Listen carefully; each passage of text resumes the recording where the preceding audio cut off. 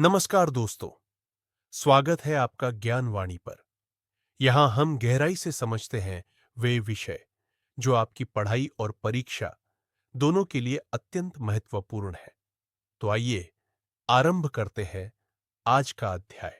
तो इस हत्याकांड को ठीक से समझने के लिए हमें थोड़ा पीछे जाना होगा, उस माहौल में जिसने इसकी जमीन तैयार की। हाँ। यानी रॉलेट एक्ट, जिसे काला कानून भी कहा गया। हाँ बिल्कुल। देखिए, पहला विश्व युद्ध खत्म हुआ 1918 में। लाखों भारतीय सैनिक लड़े थे ब्रिटिश साम्राज्य के लिए। हजारों शहीद हुए। उम्मीदें थी लोगों को। बहुत उम्मीदें थी कि भाई युद्ध के बाद ब्रिटिश सरकार कुछ नरमी बरतेगी, शायद स्वशासन की तरफ कुछ कदम बढ़ाएगी। लेकिन मिला क्या?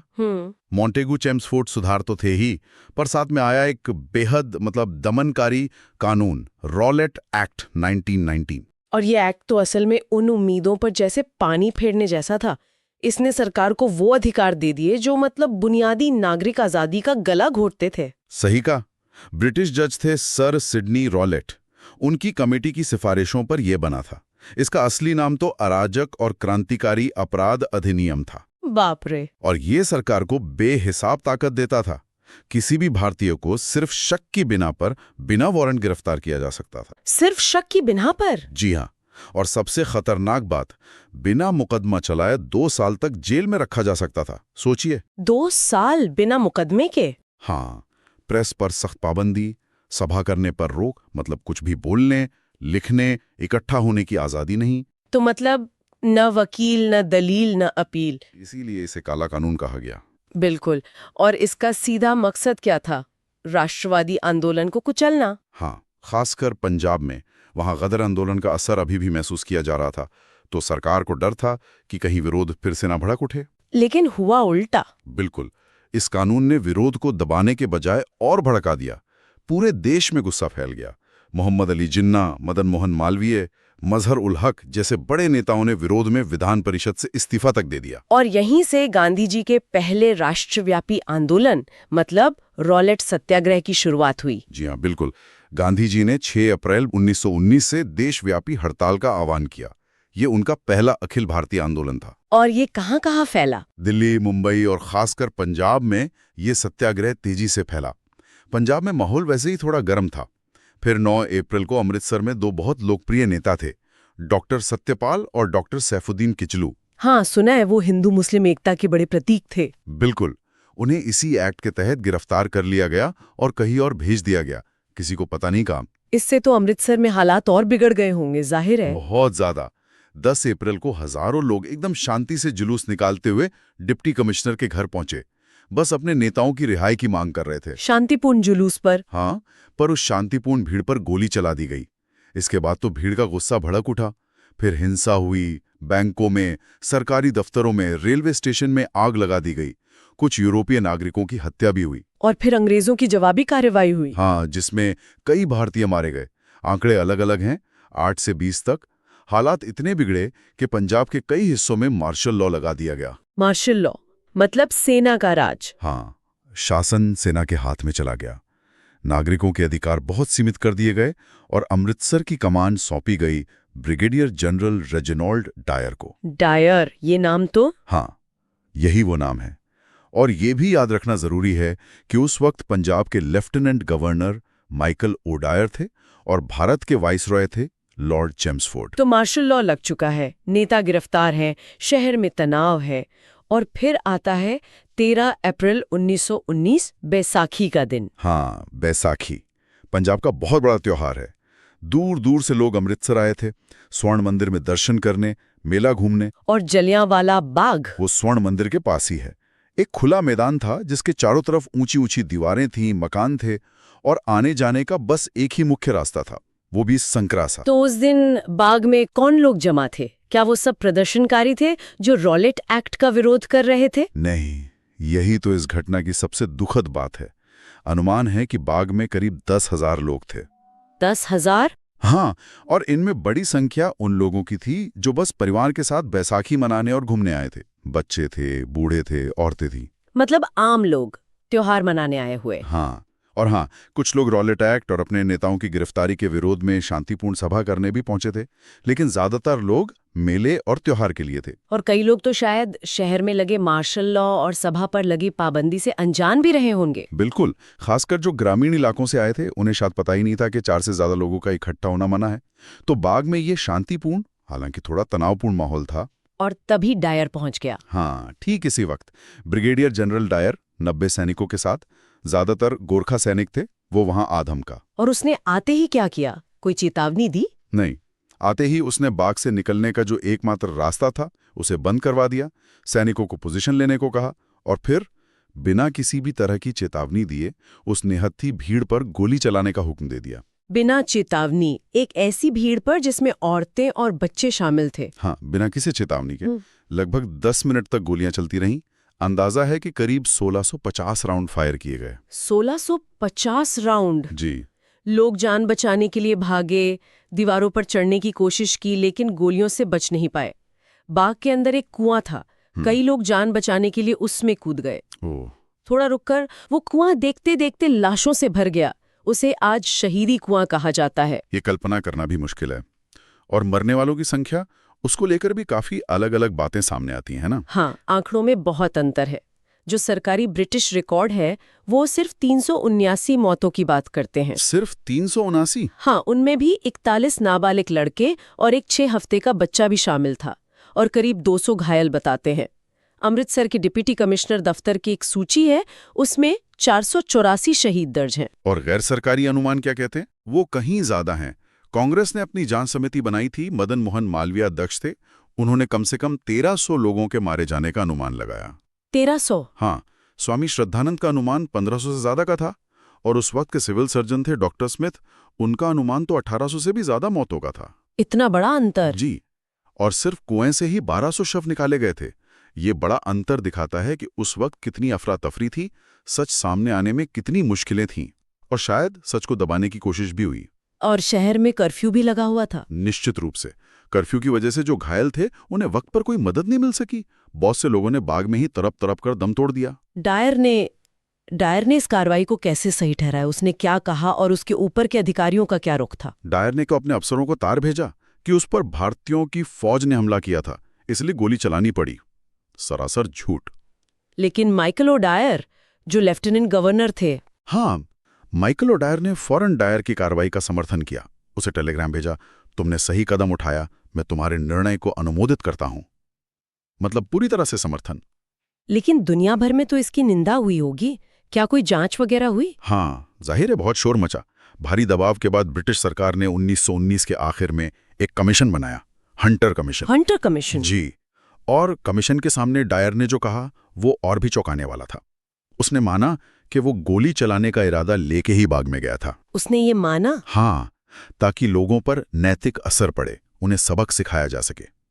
उसने ये भी कहा कि वो 2 बख्तरबंद गाड़ियां और तोपें भी लाना चाहता था, पर वो संकरे रास्ते से अंदर नहीं आ सकी। तोपें? मतलब वो पूरी तैयारी से गया था? बिल्कुल। इतना सब मानने के बाद भी कमीशन ने क्या सिफारिश की? क्या डायर को कोई सजा हुई? हंटर कमीशन ने 1920 में अपनी रिपोर्ट दी। उसमें डायर के काम की निंदा तो की, लेकिन इसे सिर्फ कर्तव्य का गलत निर्वहन माना, कोई अपराध नहीं। क्या मतलब? मतलब कोई सजा या अनुशासनात्मक कार्रवाई की सिफारिश नहीं की गई। ये तो न्याय का मजाक था। फिर डायर का क्या हुआ? उसे 1920 में पदावनत कर दिया गया, मतलब डिमोट करके कर्नल बना दिया। भारत में दोबारा पोस्टिंग पर रोक लगा दी गई और ब्रिटेन भेज दिया गया। बस इतना ही? हाँ, लेकिन वहां भी देखे, हाउस ऑफ कॉमन्स ने तो निंदा प्रस्ताव पास किया जी, लेकिन हाउस ऑफ लॉर्ड्स ने उसकी प्रशंसा में प्रस्ताव पास कर दिया। प्रशंसा में? हाँ, हालांकि दुनिया भर में दबाव बढ़ रहा था, तो आखिरकार उसे 1920 में इस्तीफा देना पड़ा।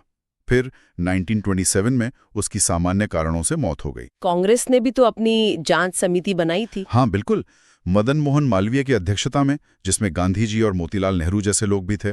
उन्होंने डायर के काम को अमानवीय बताया और मार्शल लॉ को पूरी तरह गलत ठहराया। भारतीयों पर इसका क्या असर पड़ा? क्या लोग डर गए जैसे डायर चाहता था? डरने के बजाय लोगों में गुस्सा और ज्यादा भड़क गया। ब्रिटिश न्याय और उनकी इंसानियत से भरोसा पूरी तरह उठ गया। ये एक तरह का टर्निंग पॉइंट था। हाँ, जैसे गुरुदेव रविंद्रनाथ टैगोर ने। हाँ, गुरुदेव रविंद्रनाथ टैगोर ने विरोध में अपनी नाइटहुड की उपाधि लौटा दी। महात्मा गांधी ने अपना कैसरे हिंद का पदक वापस कर दिया। जो उन्हें बोर युद्ध के टाइम मिला था। और सर शंकरन नायर का भी जिक्र आता है। जी हाँ, सर चेत्तूर शंकरन नायर, उन्होंने वाइसरॉय की एग्जीक्यूटिव काउंसिल से इस्तीफा दे दिया। बाद में उन्होंने एक किताब लिखी, गांधी एंड एनार्की। उसमें उन्होंने हत्याकांड के लिए सीधे माइकल ओडायर को जिम्मेदार ठहराया। ओडायर को? हाँ, लेफ्टिनेंट गवर्नर ओडायर को, न कि जनरल डायर को। ओडायर ने उन पर लंदन में मानहानि का मुकदमा ठोक दिया। और नतीजा? ब्रिटिश जूरी ने ओडायर के हक में फैसला सुनाया, लेकिन नायर ने माफी मांगने से साफ इनकार कर दिया। इससे ब्रिटिश पूर्वाग्रह और ज्यादा उजागर हुआ। इस पूरी घटना ने स्वतंत्रता संग्राम को और मजबूत कर दिया। हौसले पस्त नहीं हुए, बल्कि आजादी की चाह और बढ़ गई। तो कह सकते हैं कि इस हत्याकांड ने आजादी की लड़ाई को एक नई दिशा दी, एक नई तेजी दी। बिल्कुल। ये घटना गांधी जी के 1920-22 के असहयोग आंदोलन का एक बहुत बड़ा कारण बनी। जलियांवाला बाग, खिलाफत का मुद्दा और पहले विश्व युद्ध की मुश्किलें, इन सब ने मिलकर ब्रिटिश हुकूमत के खिलाफ एक बड़े जन आंदोलन की नींव रखी। और पंजाब तो पूरी तरह से आजादी की लड़ाई में शामिल हो गया। और इसी घटना से जुड़ा है उधम सिंह का नाम और उनका बदला।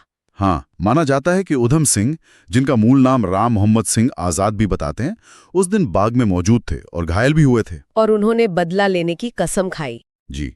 सालों बाद 13 मार्च 1940 को उन्होंने लंदन के कैक्सटन हॉल में माइकल ओडायर, ध्यान दीजिए, माइकल ओडायर, जो हत्याकांड के समय पंजाब के लेफ्टिनेंट गवर्नर थे और जिन्हें उधम सिंह नरसंहार का असली दोषी मानते थे, उनकी गोली मारकर हत्या कर दी। हालांकि गांधी जी और नेहरू जैसे नेताओं ने इस हत्या की निंदा की थी। हाँ, क्योंकि वो हिंसा के रास्ते को गलत मानते थे। उधम सिंह पर मुकदमा चला और 31 जुलाई 1940 को उन्हें फांसी दे दी गई। उनकी अस्थियां बाद में भारत लाई गईं? जी, 1974 में। और आज उत्तराखंड का एक जिला उनके नाम पर है, उधम सिंह नगर। इस घटना ने एक और महान क्रांतिकारी भगत सिंह पर भी बहुत गहरा असर डाला था। हाँ, उस वक्त भगत सिंह सिर्फ 12 साल के थे। कहते हैं जैसी उन्हें खबर मिली, वो स्कूल से कई मील पैदल चलकर जलियांवाला बाग पहुंचे थे और वहां की मिट्टी को उन्होंने अपने साथ रखा था। इस घटना ने यकीनन उनकी सोच को गहराई से प्रभावित किया। आज जलियांवाला बाग में एक राष्ट्रीय स्मारक है। सही है। 1920 में कांग्रेस के प्रस्ताव के बाद जनता के पैसे से 1921 में एक ट्रस्ट बना। 1923 में जमीन खरीदी गई। और इसका डिजाइन अमेरिकी आर्किटेक्ट थे बेंजामिन पोल्क, उन्होंने इसे डिजाइन किया। और 13 अप्रैल 1961 को, ठीक 42 साल बाद, तत्कालीन राष्ट्रपति डॉक्टर राजेंद्र प्रसाद ने इसका उद्घाटन किया। वहां आज भी वो निशान मौजूद हैं? हाँ, दीवारों पर गोलियों के निशान और वो शहीदी कुआं आज भी संरक्षित हैं। वो उस खौफनाक दिन की दर्दनाक याद दिलाते हैं। क्या ब्रिटिश सरकार ने कभी इस घटना पर औपचारिक रूप से माफी मांगी है? देखिए, औपचारिक माफी तो नहीं मांगी गई है, लेकिन महारानी एलिजाबेथ द्वितीय ने 1997 में वहां जाकर श्रद्धांजलि दी थी। और 2013 में तत्कालीन ब्रिटिश प्रधानमंत्री डेविड कैमरन ने भी दौरा किया और विजिटर्स बुक में इसे ब्रिटिश इतिहास की शर्मनाक घटना लिखा था। शर्मनाक घटना पर माफी नहीं। जी। और हाल ही में इस स्मारक से जुड़े ट्रस्ट के कानून में भी कुछ बदलाव हुए हैं। हाँ, 2019 में एक संशोधन विधेयक पास हुआ, जलियांवाला बाग राष्ट्रीय स्मारक संशोधन विधेयक। इसमें क्या खास था? इसके तहत ट्रस्ट के जो स्थायी सदस्य होते थे, उनमें से कांग्रेस अध्यक्ष को हटाने का प्रावधान किया गया। उनकी जगह लोकसभा में विपक्ष के नेता या सबसे बड़े विपक्षी दल के नेता को सदस्य बनाने की बात कही गई। और कोई बदलाव? हाँ, केंद्र सरकार को किसी भी नामित सदस्य को उसका कार्यकाल पूरा होने से पहले हटाने का अधिकार मिल गया। सरकार का कहना था कि इसका उद्देश्य स्मारक को राजनीति से मुक्त करना है। तो आज के इस पूरी चर्चा से अगर हम मुख्य बातें निकालें तो क्या होंगी? सार यही है कि कैसे एक दमनकारी कानून, रॉलेट एक्ट के विरोध में बुलाई गई एक शांतिपूर्ण सभा थी, जिसमें बैसाखी मनाने आए आम नागरिक, परिवार, बच्चे भी शामिल थे, और कैसे वो जनरल डायर के एक क्रूर पूर्व नियोजित फैसले से एक भयानक नरसंहार में बदल गई। हाँ। हताहतों की संख्या पर जो विवाद है, वो उस समय की अराजकता और शायद सच को दबाने की कोशिशों का भी सबूत है। इस घटना ने ब्रिटिश राज की नैतिक जमीन हिला दी और भारत के स्वतंत्रता संग्राम को एक निर्णायक मोड़ दिया, उसे और ज्यादा तीव्र और संकल्पित बना दिया। और 100 साल से ज्यादा बीत जाने के बाद भी ये घटना आज भी क्यों मायने रखती है? श्रोताओं के लिए इसकी क्या प्रासंगिकता है?